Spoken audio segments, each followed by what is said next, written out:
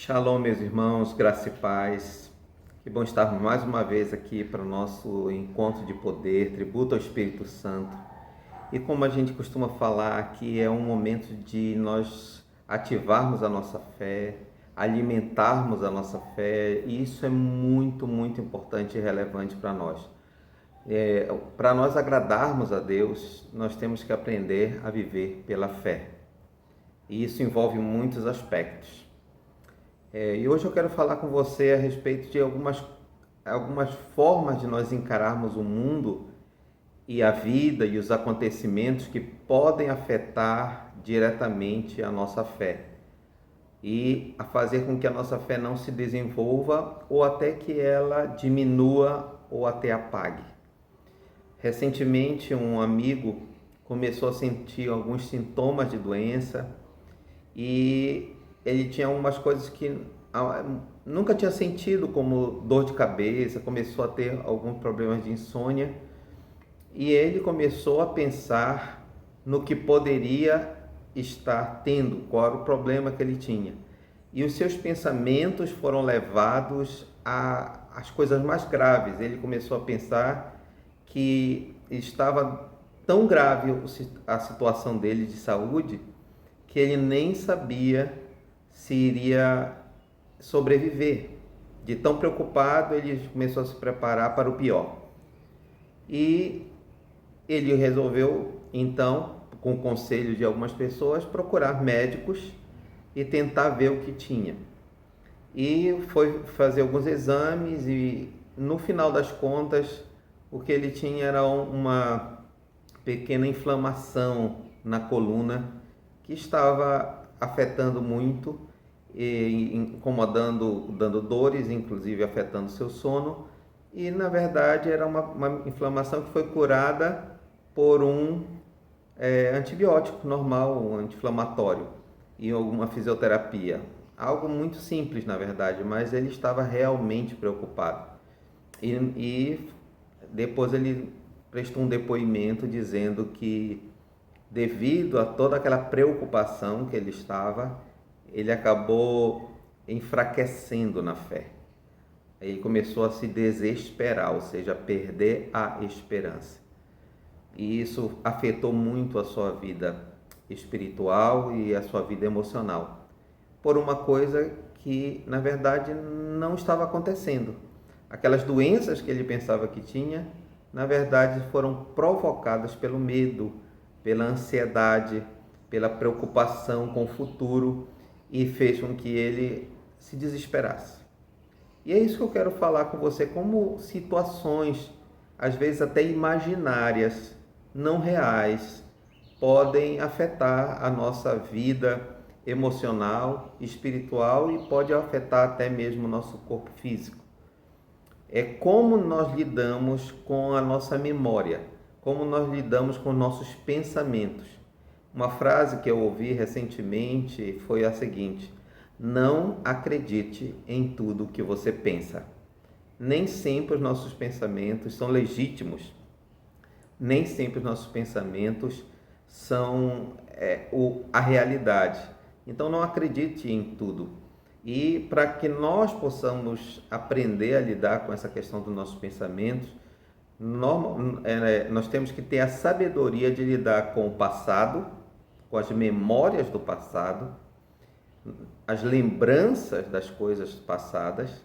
Nós temos que aprender a lidar com o futuro, com a nossa imaginação em relação ao futuro, com a preocupação, ou seja, nos ocupar com coisas que ainda não aconteceram.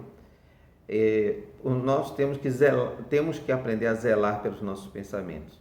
Olha o que diz a palavra de Deus. A palavra de Deus diz que os opositores de Jesus, os críticos de Jesus, eram pessoas que diziam, como muita gente diz hoje em dia, a coisa boa aconteceu no passado. O tempo bom já passou. Antigamente é que se faziam as coisas boas. Antigamente é que se sabia viver. Antigamente, aí fica voltando para o passado. A própria palavra de Deus diz que o Senhor faz nova todas as coisas e por isso não devemos estar presos ao passado. Em Mateus capítulo 7, versículo 5, diz assim: depois perguntou-lhes os fariseus e escribas: por que não andam os teus discípulos conforme as tradições dos antepassados? Olha a crítica feita a Jesus e aos seus discípulos. Por que os teus discípulos não seguem a tradição dos antepassados?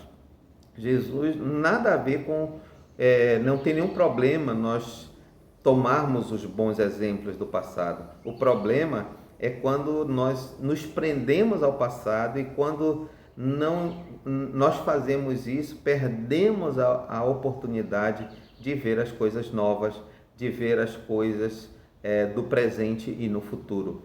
Nós temos que entender que nem tudo que é do passado era bom. A própria palavra de Deus, Pedro falando à igreja, disse que o sangue de Jesus nos comprou para nos livrar da vã maneira de proceder dos nossos antepassados. Ou seja, nem sempre o que passou é bom, nem sempre o que ficou para trás é bom. Às vezes nós criamos uma falsa memória de que o passado era maravilhoso e que o presente e o futuro que nos reserva são coisas ruins. Então nós temos que ter um cuidado de não nos prender valorizando apenas o passado.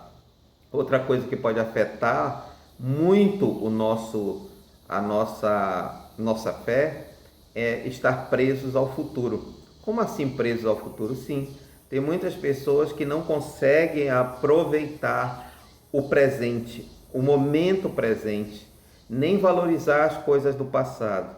Estão o tempo todo pensando assim: quando eu comprar minha casa, quando eu tiver um carro, quando eu tiver isso, quando eu tiver um emprego melhor. E aí sempre colocando a felicidade e as realizações sempre no futuro, e acabam por não aproveitar as coisas que estão no presente. E até mais, eu diria, tem pessoas que estão tão preocupadas com o futuro que desenvolve ansiedade. Essa preocupação vai até um processo tão grave em que a pessoa começa a ter sintomas de desespero, porque não sabe o que vai comer, não sabe o que vai fazer, não sabe o que vai acontecer no futuro, e esse não saber cria na pessoa uma grande ansiedade. Jesus disse em relação a isso em Mateus capítulo 6, versículo 25, assim: por isso digo, não andeis preocupados, ou seja, ocupados antecipadamente com a vossa vida, pelo que haveis de comer ou pelo que haveis de beber, nem quanto ao vosso corpo pelo que haveis de vestir. Ele completa esse texto dizendo que nós não devemos deixe o passado, o futuro chegar. Basta a cada dia o seu mal, as coisas que já temos que resolver no dia de hoje. Então isso pode afetar muito se nós tivermos o tempo todo com o nosso pensamento no futuro. Assim como nós não devemos estar com o nosso pensamento no passado. O passado, excesso de passado, traz para nós melancolia, levando às vezes até a depressão. E o excesso de futuro cria muitas vezes essa doença tão séria que é a ansiedade. Mas não é só o passado e o futuro que causam problemas para nós, para a nossa fé, para o desenvolvimento da nossa fé. O presente também, o excesso de presente. O que é o excesso de presente? É aquela pessoa que despreza o passado e não tem gratidão. Porque a gratidão é a memória, ou seja, é a lembrança de coisas boas, é olhar para trás e dizer e reconhecer que nós passamos por situação, mas delas todas o Senhor nos livrou. É Ele quem nos redimiu, Ele quem curou as nossas enfermidades, Ele fez tanta coisa lá no passado. E nós devemos ter um pensamento de gratidão, sim. E também devemos valorizar o futuro, porque ao olhar, nós temos que ser visionários nós temos que ser, até certo ponto, sonhadores, ou seja, construir nos nossos processos mentais futuro. Nós temos que aprender a criar futuro, nos planejar, né, desejar coisas, sem que isso nos traga ansiedade. O problema é que há pessoas que dizem assim: o passado já passou, o futuro a gente não sabe o que vai acontecer, eu tenho que curtir o meu presente. E esse curtir o presente, muitas vezes, a pessoa não se planeja, às vezes recebe um valor, um dinheiro, tem alguma coisa e quer gastar logo tudo que tem, quer desenvolver tudo que tem. Isso é muito complicado. Nós temos que aprender que na nossa vida, a viver o presente de maneira equilibrada, não curtir adoidado o presente, fazer tudo que nós temos no hoje é que importa. Nós temos sim que olhar para o passado e ter gratidão, olhar para o futuro e estabelecer metas e saber equilibrar. E aí está o segredo, equilíbrio. Olha o que diz a palavra do Senhor em Mateus capítulo 13, versículo 23. A respeito do presente, até tem um texto que eu coloquei aqui, Mateus 16, 26, que diz: pois o que aproveita o homem ganhar o mundo inteiro e perder a sua alma? Ou o que dará o homem em recompensa da sua alma? Ou seja, o que adianta nós estarmos acumulando coisas hoje, fazermos coisas hoje e dizer: vou aproveitar o máximo aqui e fazer coisas insensatas, irresponsáveis e sem pensar no futuro. Mas falando em equilíbrio, olha o que diz a palavra de Deus em Mateus capítulo 13, versículo 52. E ele lhes disse, por isso, ele é Jesus. Jesus disse então: por isso, todo escriba instruído acerca do reino dos céus é semelhante a um pai de família que tira do seu tesouro coisas novas e velhas. Olha só, a comparação de uma pessoa letrada, de grande inteligência e cultura, mas quando ele é letrado nas coisas do reino, acerca do reino dos céus, ou seja, naquilo que Jesus ensinou, quando ele sai das tradições e começa a entender o propósito de Deus, essa pessoa é semelhante a um pai de família que consegue tanto tirar do seu tesouro, ou seja, daquilo que tem, daquilo que possui, coisas novas, mas também coisas velhas. Saber valorizar as duas coisas, saber o valor do novo, da tecnologia, daquilo que está diante de nós, dos jovens, das crianças,